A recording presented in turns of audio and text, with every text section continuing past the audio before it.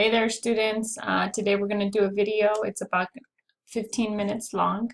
This video is coming from the packet that you received on Tuesday when you came to class. If you do not have your packet, then you need to ask the sub to give you an extra, but I am taking 20 points off for not bringing your own packet.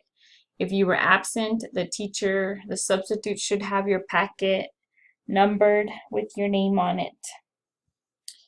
Okay, so our objective for today is to learn about the exponential parent function. We're going to learn how to apply transformations A, B, H, and K. Graphing exponential functions, we got to give you some vocabulary first. An exponential function is a function that has a variable. I'm just going to put a function has variable in the exponent. An exponential function can be exponential growth or exponential decay. If an exponential function is growth, then it is parent graph is an increasing function. If it is exponential decay, then that means that the parent graph is a decreasing function. Okay, some examples. We're going to look at some examples of exponential functions and some non-examples.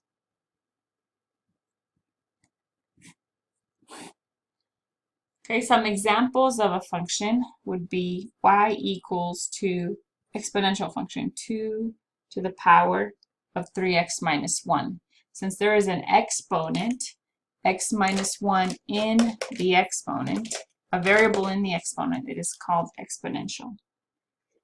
Okay, so for example, if you had y is equal to 2x to the power of 3, this does not have a variable in the exponent, so it is not an exponential function.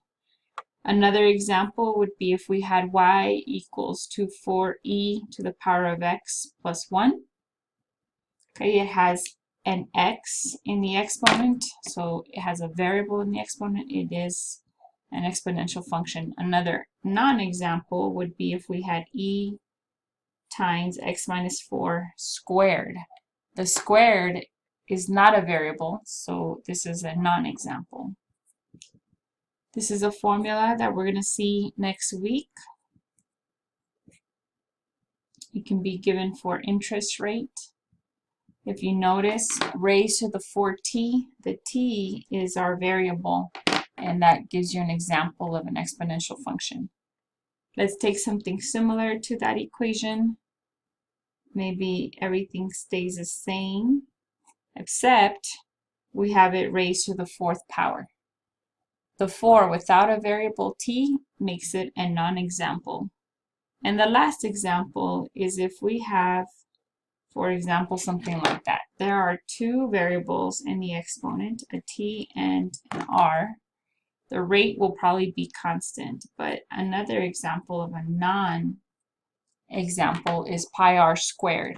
Because the 2 is the exponent and it is not a variable, it is not an exponential function.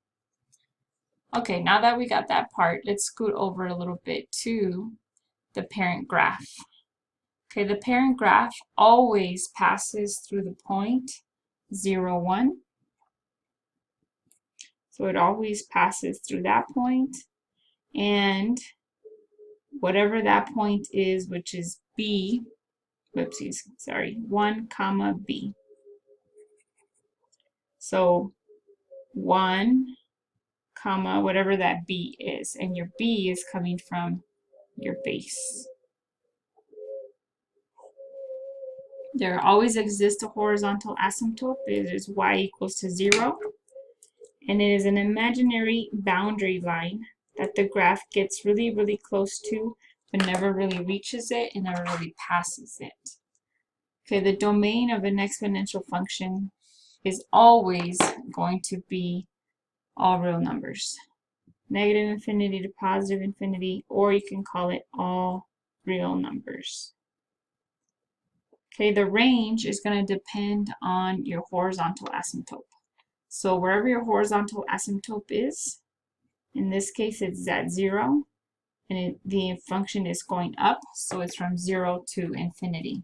If you want to write that as an inequality, you would write for all y values that are in between 0 and infinity.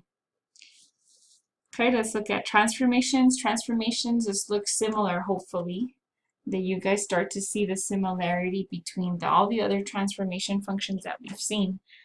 A, B, H, and K. Okay? When A is less than 0, the function reflects across the x-axis. When A is greater than 1, it is a vertical stretch. In other words, it becomes more narrow. Okay, when A is less than 1, then it is a vertical compression. In other words, the graph gets wider. Okay, you're multiplying the y values by A. This is important, okay, and we're going to see why this is important. We're going to see that in our worksheet today. Okay, the letter B. B is what's called the base, which is what I showed you guys here. So B is called the base. When B is greater than 1, then that means it is an exponential growth function. When B is less than 1, then it means it is an exponential decay function. And when B is less than 1, it also reflects across the y-axis. Okay, so one reflects over the x-axis, one reflects over the y-axis. The letter H is the opposite of what we see. So if we see x minus h, we know that the graph is going to be transformed to the right. If we see x plus h, then we know that the graph is transformed to the left. Okay, and this should sound familiar. I mean, we've seen this many times already in our previous functions, including the latest one, which was the absolute value. Okay, when k is positive, then the function is transformed up, shifted up however many k values. When k is negative, then the graph just shifted down. Okay, let's go to the other side. Let's go to example 1. This is how we're going to do our assignment today, okay? The first thing is if you look at your A, B, H, and K. So remember that this is y equals to A, B, x to the minus h plus k. Okay, it doesn't look very good, but because I ran out of space. Okay, A in this case is 2. B, the base is 3. H is a positive 2, the opposite of what we see, and K is a minus 2. The function, since B is since B is positive,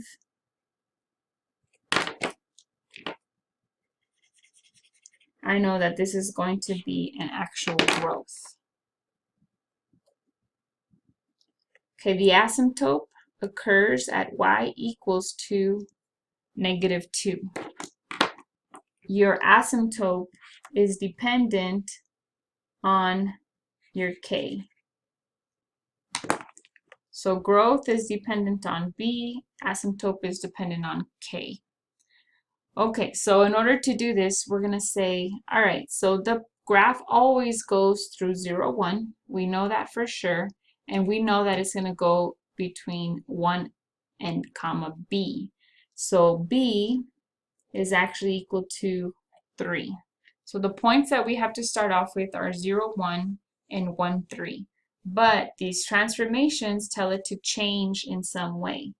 When we add 2, we're going to add 2 to the x value. When we multiply y by A is 2, and then we're going to add k is equal to -2.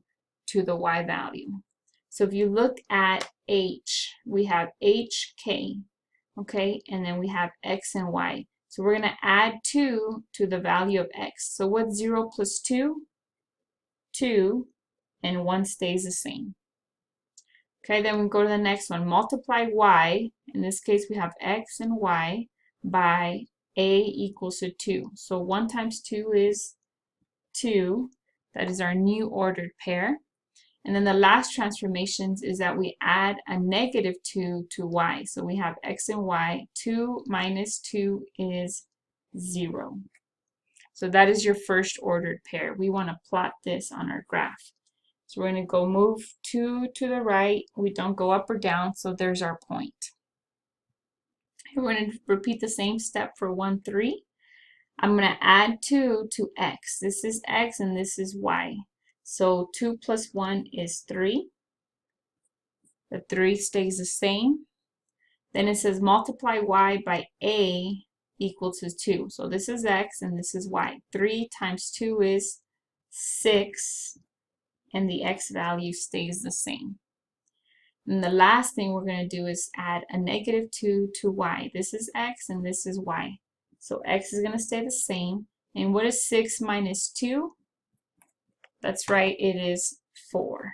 So we're going to plot that point as well. 3 means we start at the origin, we move to the right 3, and then up 4.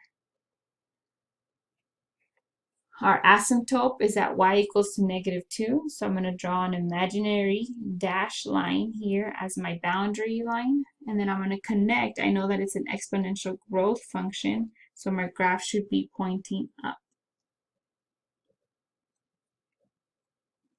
Okay, so no calculator. We were able to graph the function with no problems. Your domain is always going to be negative infinity to positive infinity, and your range depends on your asymptote. So wherever your asymptote is, if it's facing up, exponential growth, it's going to a positive infinity. If it's facing down, then it's going to go towards a negative infinity. Okay, this is example 2. This is a imaginary -1, so that means that a is equal to -1, b is equal to 3/5, h is equal to the opposite of what we see here, so it's actually going to be a -1, and k is going to be equal to 3. Okay, so we want to look at our exponential growth or decay. The decay is coming from, so b determines our growth or decay. Since b is less than 1, this is going to be a decay function. The asymptote would be dependent on k, so y would be equal to 3. Our asymptote is coming from k. Okay, so we're going to add h values, so -1 to x. We're going to multiply by a -1, and then we're going to add 3 to y. And I'm just filling in the h, a, and k from above. So we know that no matter what, it's going to go through 0, 1, and 1, and whatever b is. In this case, b is 3/5. Okay, so if we add -1 to x, 0 minus 1 is -1, 1. If I multiply y by a is equal to -1, I'm sorry, y, 1 times -1 is -1, so now I have -1, -1. And then if I add 3 to my y value, I'm left with -1 plus 3 gives us +2. Okay, so we're going to graph that point, -1, +2. Then we go to the next point. Okay, the next point says add -1 to x, so 1 minus 1 is 0, and 3/5. We're going to multiply y by a -1, so we have -3/5. And then we're going to add 3 to y. And when you do that, 3 plus -3/5 is actually equal to 12/5. You're going to graph that. It would be 0, 2 1/4. Your asymptote would be at y equals to 3. And your graph is decaying, so it is pointing down. The domain is negative infinity to positive infinity, and the range is from